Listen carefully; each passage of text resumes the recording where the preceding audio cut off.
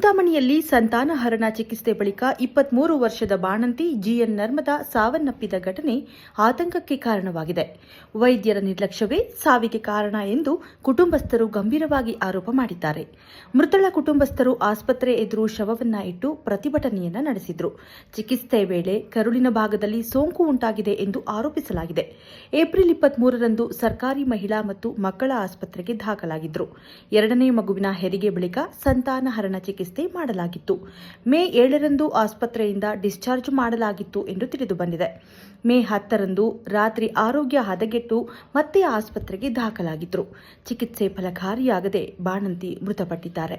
Doctor ವಾಣಿರೆಡ್ಡಿ ಬೇಜವಾಬ್ದಾರಿತನವೇ ಕಾರಣ ಎಂದು ಪತಿ ಓಬಳೇಶ್ ಆರೋಪಿಸಿದ್ದಾರೆ. ತಪ್ಪಿತಸ್ಥ ವೈದ್ಯರ ವಿರುದ್ಧ ಕ್ರಮ ಕೈಗೊಳ್ಳಬೇಕು ಎಂದು ಕುಟುಂಬಸ್ಥರು ಒತ್ತಾಯಿಸಿದರು. ಆಸ್ಪತ್ರೆ ಆವರಣದಲ್ಲಿ ಕೆಲವು ಕಾಲ ಉದ್ವಿಗ್ನ ವಾತಾವರಣ ನಿರ್ಮಾಣವಾಗಿತ್ತು. ಸ್ಥಳಕ್ಕೆ ಆಗಮಿಸಿದ ಪೊಲೀಸರು ಪ್ರತಿಭಟನಾಕಾರರನ್ನು ಸಮಾಧಾನಪಡಿಸಿದರು. ಮರಣೋತ್ತರ ಪರೀಕ್ಷೆ ಚಿಕ್ಕಬಳ್ಳಾಪುರ ಜಿಲ್ಲಾಸ್ಪತ್ರೆಯಲ್ಲಿ ನಡೆಸಲು ತೀರ್ಮಾನಿಸಲಾಯಿತು. ತಹಶೀಲ್ದಾರ್ ಸುದರ್ಶನ್ ಯಾದವ್ ಆಸ್ಪತ್ರೆಗೆ ಭೇಟಿ ನೀಡಿ ಪರಿಶೀಲನೆಯನ್ನ ನಡೆಸಿದರು. ಕ್ಷಣ ಕ್ಷಣದ ಸುದ್ದಿಗಾಗಿ ವೀಕ್ಷಿಸಿ ರಾಷ್ಟ್ರಧ್ವನಿ ನ್ಯೂಸ್ ಕನ್ನಡ. ದಿನಕ್ಕೆ 4 ಸತಿ ಹೇಳೋರು ಡಿಸ್ಚಾರ್ಜ್ ಮಾಡಿ ಅಂತ ವಾಣಿ ಮೇಡಮ್, ಯಾಕಂದರೆ ಅವ್ರಿಗೆ ಗೊತ್ತಿತ್ತಲ್ಲ. ಹಂಗಾಗಿ ಈಗ ನಮ್ಮ ವಾದ ಏನು ಅಂತಂದರೆ, ಮಗು ಸಾವಿಗೆ ಕಾರಣ ವಾಣಿ ಮೇಡಮ್ಮ ನಾರಾಯಣ ಸ್ವಾಮಿ ಸರ್ ಒಳ್ಳೆ ಸರ್ಜನ್ ಆಗಿರ್ಬೋದು, ಆದರೆ ಎರಡನೇ ಆಪರೇಷನ್ನ ಕರಡು ರಿಪೇರಿ ಮಾಡೋವಾಗ ನಮಗೆ ತಿಳಿಸಿಲ್ಲ ವಿಚಾರ. ಹಾಗಾಗಿ ಅವರು ಮತ್ತು ಅವ್ರ ಸಿಬ್ಬಂದಿ ಏನಿದೆ ಅವ್ರ ಮೇಲೆ ಎಲ್ಲನೂ ಕಾನೂನುಬದ್ಧವಾಗಿ ಕ್ರಮ ಜರುಗಿಸ್ಬೇಕು ಅಷ್ಟೇ. ನಮ್ಮ 6 ಗಂಟೆಗೆ ಆಪ್ರೇಷನ್, 6 ಗಂಟೆಗೆ ಬಂದಾಗ 2ನೇದು ಆಪ್ರೇಷನ್, ಈಗ 4ನೇದು ನಡೆಯೋದು ಆಪ್ರೇಷನ್. 4ನೇದು ಮಾಡಿದೀಗ 2 ಮಕ್ಕಳು ನನಗೆ ಆಗಿರೋ ಗಂಡು ಮಕ್ಕಳು ಆದಮೇಲೆ ಆಪ್ರೇಷನ್ ಬಂದು ಇದು ದೊಡ್ಡ ಆಪ್ರೇಷನ್ ಅಂತ ಮಾಡೋದು. ದೊಡ್ಡ ಆಪ್ರೇಷನ್ ಮಾಡಿದಾಗ ಅದು ಒಳಗೆ ಏನೋ ತೂಚಿಕ್ಕಾಗ ಹೊಟ್ಟೆಯಲ್ಲಿ ತೂಚಿಕ್ಕಾಗ ನಾರಾಯಣ ಸ್ವಾಮಿ ಡಾಕ್ಟ್ರು ಬಂದು ಎಲ್ಲ ರೆಡಿ ಮಾಡಿದ್ವಿ, ಸೂಜಿ ಎಲ್ಲ ರೆಡಿ ಮಾಡೋಣ. ನಾರಾಯಣ ಸ್ವಾಮಿ ಡಾಕ್ಟ್ರು ಬಂದು ಮತ್ತು 14 ದಿವಸ ಇಲ್ಲೇ ಇಟ್ಕೊಂಡಿದ್ವಿ. 7-8 ದಿವಸ ಊಟ ಇಲ್ಲ ತಾಯಿಗೆ.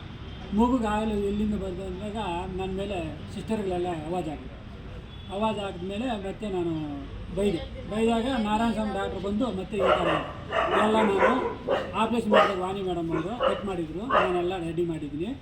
ಮಾಡಿದಾಗ ರೆಡಿ ಆಗಿದ್ದಾರೆ. ಇನ್ನೂ ಒಂದು 14 ದಿವಸ ನೋಡಬೇಕಪ್ಪ ಅಂದರೆ ಊಟನೇ ಕೊಟ್ಟಿಲ್ಲ. ಎಲ್ಲ ಈ ರೀತಿ ಆಯಿತು.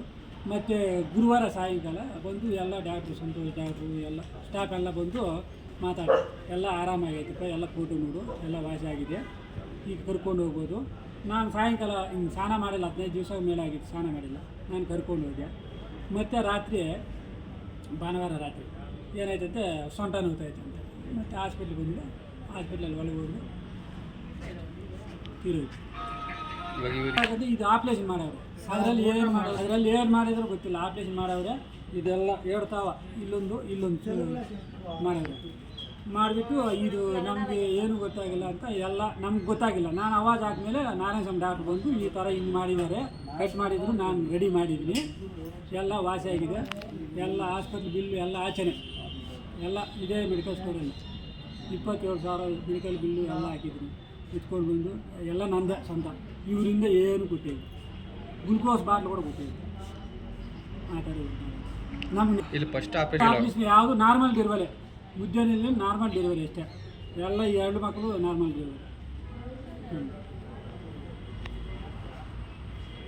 ಈಗ ನ್ಯಾಯ ಬೇಕು ನಮ್ಗೆ. ನಮ್ಮ ಹೆಂಡತಿ ತೀರೋಗಿದೆ, 24 ವರ್ಷ ಅಷ್ಟೇ ತೀರೋಗಿದೆ.